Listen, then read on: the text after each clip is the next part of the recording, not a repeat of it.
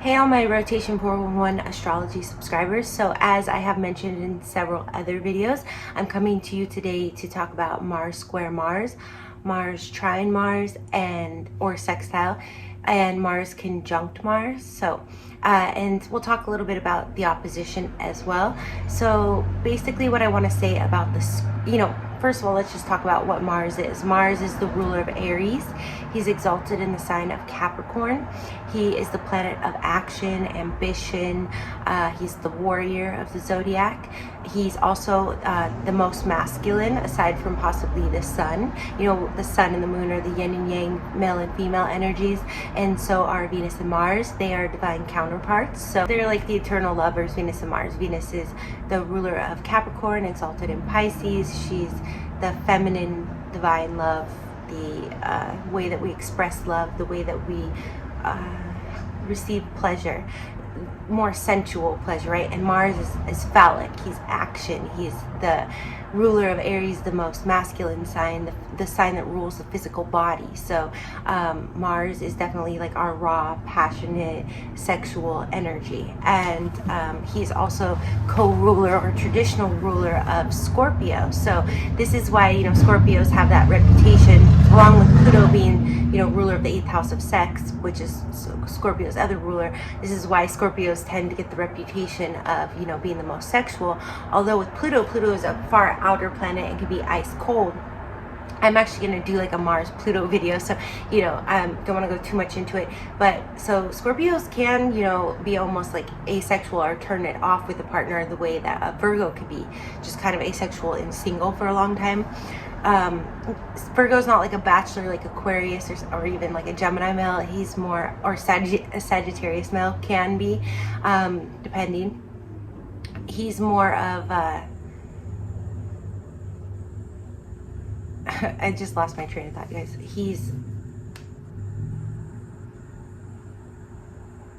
I don't remember if I was talking about Pluto or Mars, but Mars is just always on. Mars is action. He's our passion, impulse. He's our impulse. Aries are known to be pretty impulsive too, because he's the ruler of Aries. The thing that they don't get a lot of credit for is that they are very strategic. He is the warrior. He doesn't just like blindly run into battle. He usually, a younger Aries can kind of fire off or be temperamental, which could be like a young, undeveloped Mars or a poorly placed Mars. So anyways, when we have Mars squaring another person's Mars, this means that they're in the same mode, which would be cardinal, mutable, or fixed, right? So cardinal signs are, the initiators, Aries, Capricorn, which is, the Mars and rulership and exaltation, but also Cancer and Libra. So, and Libra is ruled by Venus, ironically. So, I was saying in one of my other videos the other day that only Gemini and Virgo have like a soul ruler, but I guess that Libra and Taurus would be the other two. So if you saw the other video, we're coming full circle on that. So with Mars being the ruler of Aries, he's just a young Aries can be very impulsive and not pick their battles wisely, but they'll learn after they get beat up a few times, and they'll learn how to strategize pretty quickly. So and they're independent and they're fearless and courageous. So when we have so we're talking about the cardinal, the mutable signs are like Virgo, Pisces. They're a little more shifty, adaptable would be the good quality. They can, kind of be to themselves or be around people and be social. And then we have the fixed signs, which everything revolves around them. Taurus, Scorpio, it's the wheel of fortune. Taurus, Scorpio, it's just everything steady, constant. Leo, Aquarius, fixed. They don't change their ways very often, and if they do, it's like a turn of the wheel of fortune. That's where everything shifts. Okay, so if they make a move, then everybody else has to. The cardinal signs will be helping them move things forward, and the mutable signs will be, there, like keeping them company, and it's kind of, that's how it works. That's how I envision it. Like the fixed signs are very, fixed in one spot. Like Leo is the sun, everything gravitates around it. Taurus is very stubborn, right? So then, but you know, also very predictable and constant and committed. So you know, there's good and bad sides to every coin. The cardinal signs are the ones that are like, I'm just going to go out there, I'm going to take over the world, I'm going to do everything that I can, I'm going to start a million projects, hopefully I finish them, right?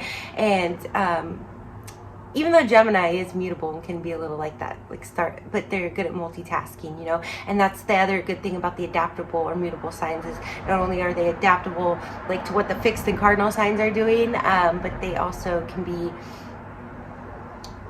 able to multitask and do a lot at once as well, and focus on a lot of different things. So we all have a balance of these different modalities in our chart, but when we're dealing with a square with any two planets, they are sitting in the same modality, but not in the opposite polarity, so masculine or feminine polarity. And then the other one in the same polarity as them, like if we're dealing with Aries Mars, their opposites Libra, right? Okay, now I'm just going on a whole tangent about the modality. So when a Mars is square another Mars, you guys can timestamp that if you want, you two are gonna have a lot of sparks, right? It's very passionate. It could almost be more passionate than Mars square or opposition Jupiter, you know, where they're buddies and they want to hang out, but then they just can't seem to get on the same page. This is like, you just go full force ahead. If it's a romantic relationship, you're gonna be physical, I don't want to say like very fast, because even Venus and Mars can do that, and positive or negative. Mars and Pluto could do that, but it's just going to be, it's going to be pretty fast. You might have to do a little bit of a dance to figure each other out, but then you're going to like latch on, be very drawn to each other, very attracted, very strong attraction here. But then it's like, this is what can happen romantically, is like you hit it off and the sparks fly, right? Because you're dealing with both of your Mars interacting with each other in the same modality. So if you're both fixed, you might just kind of, you know, ground your feet and be together. If you're both cardinal, you might go after something together. Even could be like a career type of relationship where you just like start a project really fast with someone, and everything's just going full force ahead, and every move you guys are making seems to be progressing you forward. You know, maybe you're strategizing really well together because you're connecting. And in the mutable signs, it's going to be a little more of like, oh, you know, doing a dance, oh, you're doing that, I'm doing this, okay, let's get together. Like, it's just going to really flow at first, and physically it's probably going to be, it's not going to feel as necessarily romantic unless you have like maybe Sun, Trine, Neptune thrown in there or something. It could, but it's like Venus and Mars, but it's gonna feel like just meant to be in a way, and everything's going really well. But with the square, it's gonna backfire on you. And so when you guys kind of start to settle in, it doesn't even necessarily have to be past the honeymoon phase. It's just like trying to find any kind of routine, and is really challenging. Even though you guys might have a lot of behaviors that are very similar, just in your structure as being in the same modality, you know, being either adaptable or fixed or whatnot, you're just gonna go about it in very different ways. So like if we're dealing with a Mars and Pisces here, you know, they're gonna kind of like be meditating and flowing and just going kind of where the wind blows, right? And just doing their stuff, where then a Mars in Gemini is much more assertive and masculine, because Pisces is feminine, remember? So they're just being receptive and an oracle and letting things come and flow through them. Spiritual. This is just an easy way for me to describe it. And then Gemini is going to be much more in their brain, like I got to do this, got to do that, listing off all the things they got to do. If it's a Mars in Gemini, or like a Virgo Mars too, could be much like, oh God, I got to hit the to-do list, you know. And so they're going to be much more mental about it, where that could be kind of overwhelming. So like a Mars and Pisces, it's like, okay, chill, like I got it, we'll do it, it'll all come and flow to us, you know. And we can all shift from these energies day to day. So if you have your Mars in one of these signs, that doesn't mean that you're not organized and mental, you know, if your Sun's in Gemini and your Mars is in Pisces, right? But so in the square, it's day to day. There might become a rift, because we're also dealing with Mars, which is quick tempered. So when you two are trying to find alignment and it's not happening, and you really thought it was going to, because it seemed so easy at first, because you were interacting so well at first, because squares, you remember, they bring the good and the bad. So but they also bring a lot of challenges. So you might get frustrated with each other, and it can be intense enough with two Mars to just split right back apart again. And this is one kind of like Mars opposition or square. Jupiter, where you can kind of see them like break apart, or even Mars square opposition Uranus break apart and come back together. And they could possibly get better at like just figuring out the different ways that they work, but I don't know. I haven't really seen this one work. Again, you guys know, if you've watched any of my other, you know, negative aspect deal breaker videos, I don't recommend Mars square opposition any other planet, and somebody else's Mars would be high up on the list. You know, Venus and the moon, I'm going to get into Mars square moon video next, and then I'm going to wrap it up for the day, because I think I already did Venus square Mars. Yeah, I did, you guys. So that's going to be, you know, it's just, you're really gonna hit it off. It might be one of the most intense physical connections that you've ever had. You might connect very quickly. You might understand each other when you're actually, you know, intermingling. But when it comes to then like, okay, when are we gonna be together? Or when you are together, like, are we gonna be physical? It can get like really awkward and weird, where you're kind of like, okay, normally with most people, like, we would be, you know, this way, and this person is like acting in a way, and then they think you're acting weird. And it can, like I said with Mars square opposition Uranus, it can become like this little weird dance where you like want to be together but you can't, kind of thing, because your action planets are just at odds with each other. Now in an opposition, let me use an opposition here. Let's do Aries and Libra as the opposition. I could even do like Saggy and Gemini, for example. Saggy's like higher minded, like longer journeys, right? So they could just be like very philosophical or wanting to travel, and the Gemini Mars could be more just chatty and just wanting to, you know, run around the neighborhood, like visit their home that's not too far away, more local, right? So they might at first get together and be like, oh my gosh, like we just hit it off, we just totally connect, we vibe, and then all of a sudden they realize like one of them is traveling all the time and the other one is kind of has a lot of obligations at home or in their local area, and so they just maybe have a long distance relationship, and they had this really strong connection, but maybe it's like they might make plans depending on like how much Neptune and stuff they have to make a life together, but it's just like they just can't seem to get it together. That could happen here. I've said that with a few signs as an example, but I mean, these are just common scenarios, and so I see the aspects, how they could create these scenarios and reinforce them. And you know, if you have one of the other ones that I said did that and this, then you might go, oh, maybe we're never going to be able to live in the same city, kind of thing. So well, and I live in a very transient city where a lot of people travel or come and go. So the other thing is so with when we're dealing with Aries and Libra, and then I'll wrap it up, Libra is all about partnership, and Aries is all about individuality and freedom and self-expression, and Libra is about, you know, not so much building, I would say, as like an earth sign, but, you know, about, you know, you need to let me know what's going on, kind of thing. And Aries is kind of like, I do feel that most Aries are pretty accountable, because it is the Emperor and they want to run things and they want to be responsible usually. So with two Mars here though, what's going to happen is they might like hit it off and have this really like a partner, like they want a partner, you know, kind of connection, because we're dealing with that axis of independence versus partnership. But then when the Aries person just kind of goes into their Mars and Aries mode, and they're just doing their own thing, and the Libra person's kind of like, oh, hey, you know, what's going on? Are we going to do this or that? I've seen a Libra do this, just because I've seen Libras kind of waffle. They can like be, and I have some Libra energy, so I can kind of get in this mode a little bit sometimes too.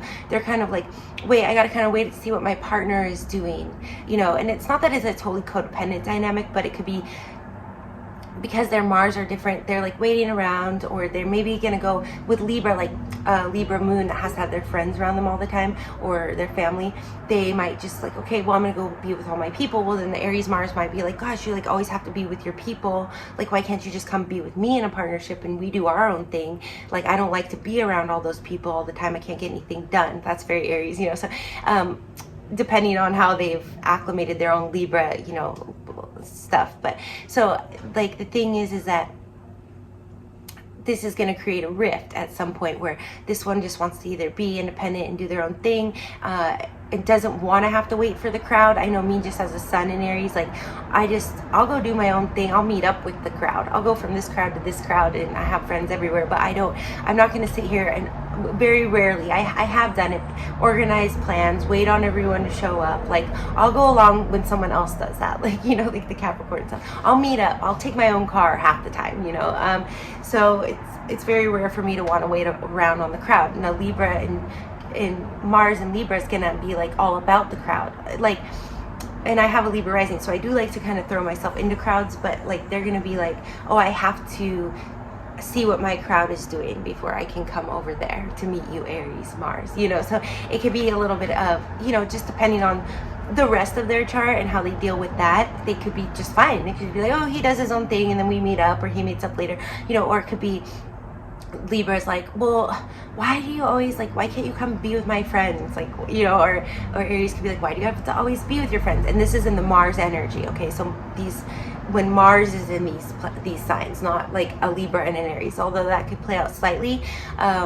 So that's an opposition where there's just going to be like, there can be freedom, but I don't tend to think oppositions work. I haven't seen too many of them in any long-term relationships. I might have seen a client or two with them, but they probably had other like hard aspects that I said, you know, along with this isn't going to work. But in the square, I know of two significant people for me at least, and one, I mean, we're going to be collaborating and stuff, so we have a lot of the same passions, and we do have a lot of other energy aligning. As far as whether it's going to work out as a relationship, you never know, but I just know that the few times we've tried it, it's kind of backfired, because it just, like, we get in a little rut where we just are not on the same page, basically.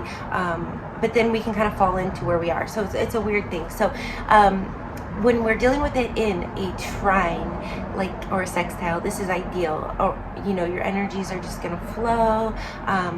Oh, hey, I'm running to the store. Okay, cool. I'll be home. Okay, you get back. And like, you can have that in any relationship with any of them, but this is gonna just be a really good teamwork, like really heighten the efficiency of the relationship, the physical chemistry. Like, if when you're ready to go, they're ready to go, and this can be sustained. Where in the beginning it's like, oh, you're both going at it, you're hot and heavy with the square, but then it's like, okay, wait, now when are we doing it? Now when are we meeting? Oh, well, I have to do this. Or even actual obstacles can get in the way with the square, like outside of the relationship, where you have to be in different places or you have different obligations. With Mars, not obligations, but priorities, I would say, like what you want to do, what your ambitions are, what's important to you. So in the trine or the sextile, these are just going to be very fluid. Like, you're going to be able to collaborate. Like, one of you could be, you know, working all day while the other one's, I mean, even like a housewife type, like the other one actually cleans, you know, at home when the other one's at work, like, because they just vibe, and then the dinner's ready when the husband gets home. Like, even something as traditional as that, this could flow very well. But it could also be, you know, due to wanting to do a workout routine together, or say one of you like knows a great protocol, is like, oh, here, let me get you on this, and like is there to support through it. Or even if you did like, I know for me, I don't actually know. I'm trying to think now. I don't actually know where my ex-husband's Mars was off the top of my head, but I know, like, once just for an example, I was eating a really healthy protocol, and he was eating a bunch of candy and junk, and of course whining because I wasn't making anything for him to eat. But he was just, somehow his energy being there, I was able to, like, focus on my protocol, you know. So with a Mars person, they might not have been like a trine or a sextile whining at you as much. They just like, okay, let me go get my candy and my snacks, and or my junk food, my pizza, and I'll eat it over here, and like, okay, cool, and I'll do my protocol. Or you might do it together, and they're like, you know what, this would be like a really good sextile or trine. So yeah, when it comes to, like, say remodeling the bathroom or doing, you know, a work project, Mars sextile or trine Mars, it can work really well together. Kind of like Mars trine Saturn, although that connection can take a little more time for Saturn to really trust in Mars, because Saturn, you know, takes time to kick in. Where Mars trine or sextile Mars, you right away, you two are going to be like, oh, we can do so much together. It's actually quite unfortunate that I don't see this one more in couples. I guess it doesn't maybe cause them to connect with each other, but once they're connected, maybe because of other aspects, they just really flow really well together. I hope to see that more. Or it could just be that I see it and I know it's good, so I just kind of gloss over it, but I don't feel like I see that one as much as I would like to. I do see like Mars trine Jupiter quite a bit, but I don't see Mars sextile or trine Mars very much, but I would say it would make for a great life partner, great teammate. If you're like a teammate type person, that would be your person. So, and then let's see, for the conjunction, this one I had touched on in the soulmate twin flame video, and I was like, oh, that might be kind of hot. And I know I mentioned it, I think, in the channel update. Oh, I need to do another channel, or like a Mercury going retrograde video too this week, you guys. And I was just thinking I have to do Venus conjunct moon. I really want to get to that because I'm doing Mars square conjunct moon today. I'm gonna wrap that up, and then look out for Venus conjunct moon coming out soon. Okay, I might touch on it in the Mars conjunct moon video, but anyways, so when you have the conjunction, it's just like it's like I mean, the square could almost be as hot as the conjunction, but the conjunction is just, it's almost like glue. It's almost like Mars conjunct Pluto, but faster. It's like you are so in rhythm with each other, almost like Mars trine or sextile Sun. There's just a really, I mean, the way that your posture is, like certain little, okay, so I know for me, my Mars is in Gemini, so I'll just say I've dated 2 guys now with their Mars in Gemini, and let me tell you, I do like it a lot better. I think I've mentioned this in another video as well, than Venus and Moon Gemini energy with my Mars, because, you know, my Mars in Gemini is a very masculine placement, and Venus and the Moon are feminine planets. So when I get with a guy whose Venus or Moon are conjunct my Mars, it's like, you know, it's very loving and attractive, but because they're in the feminine energy and I'm in the masculine, the Mars, it doesn't, I mean, we've talked about that with like Venus square Mars, but it doesn't really pan out. So it's, I really love that Mars in Gemini energy as far as the males that I've dated, because I do really, my Mars being in Gemini, like 9 of my girlfriends are Geminis, and I do really tend to go for that Gemini energy in a male. And with their Venus or their Moon, I mean their Sun, it's, I've dated Gemini suns, and you know, they are trine my 5th house in Aquarius, so I feel like they, but that can work. I think it was more about the moons being incompatible with the Geminis that I dated, but we still had a great time, and I might have got my feelings hurt a little bit when I was younger, but I didn't, it didn't, I was able to adapt and still kind of be their friend, you know, or even like whatever. But with this their Moon or their Venus, it's like much more of a like tragic love story, you know. It's like you just fall for each other really hard, but it doesn't work when it's the woman's Mars. But so with the men in Mars in Gemini, when their Mars is in Gemini sitting with my Mars in Gemini, the 2 that I've experienced this with, the interesting thing, like a specific example is, I always will, like, if I have to get to something low on a shelf or something, I, you know, kind of squat down. I guess I could do it. I have my mic in here, but I kind of like squat down like this, with my toes like on the ground, you know, and I just sit there and do something. So the first one I noticed, whenever he would come to my place, he would kind of squat down outside, like in the same exact way. He would like sit like this all the time, like he was comfortable. And I don't feel like most people are comfortable like up on their toes like this, you know. So I right away, I had known that I'm one of the only people I know that does that, and I noticed that I do it like to get to something like a lower shelf or a lower locker or something, but he would do it, and I'll just sit down there and like do whatever I gotta do. I don't like plop down on my behind, you know. And so I noticed when he's waiting for something or he's just chilling, even outside his house, he would sit out there and like smoke like that. So yeah, where most people would like sit on the curb, you know. So and then the one that I dated after that, it was even closer conjunction. So he, I mean, there's just a strong physical attraction when you have the conjunction. Like, even if maybe you wouldn't think that you would go for them, or even if like their personality, you wouldn't think that you would maybe be physically, because maybe their personalities, like the way it collides with yours, it's like they're interesting, but you wouldn't necessarily think there's a physical connection. But this Mars conjunction can like make you just really attracted to each other physically, even if you probably otherwise wouldn't be. Like, for me, for example, I'm usually not physically attracted to men whose moons are opposite my moon.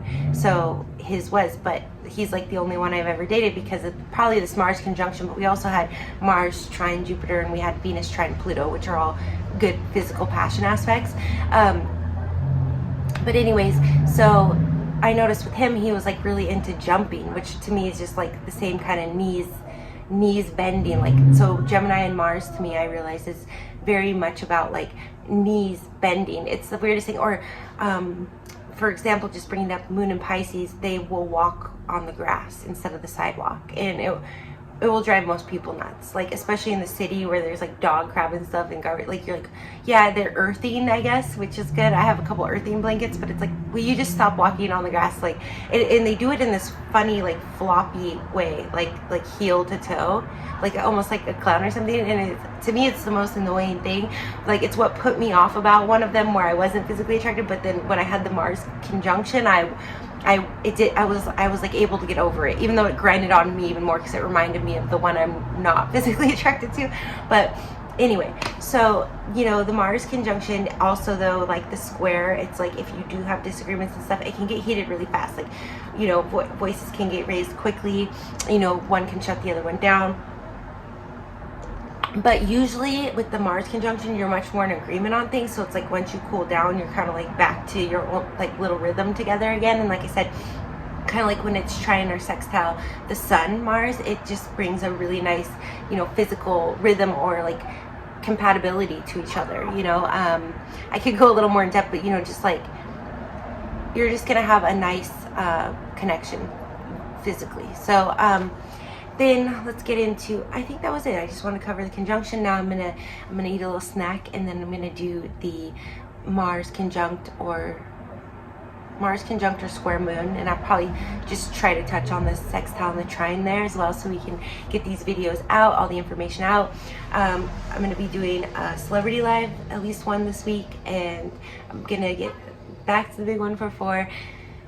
The birthday book, yeah, you guys. All right, so go ahead and like and subscribe to the channel if you want to support and you want to see when my videos come out, and go ahead and let me know in the comments, you know, which ones I should prioritize. If you're really into the big 144 series, that's where we cover all 1,728 dominant personality types.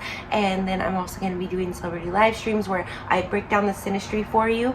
I pull up the computer and everything so that you can see exactly how to do it yourself. And if you're interested in these celebrity subjects, you can learn more about, you know, what went on possibly behind closed doors. You know, the more I listen to the Johnny Depp and Amber Heard trial, I'm like, it does sound an awful lot like some of the aspects that I talked about. But anyway, you know, that we're seeing behind closed doors. So sending you lots of love, blessings, and light.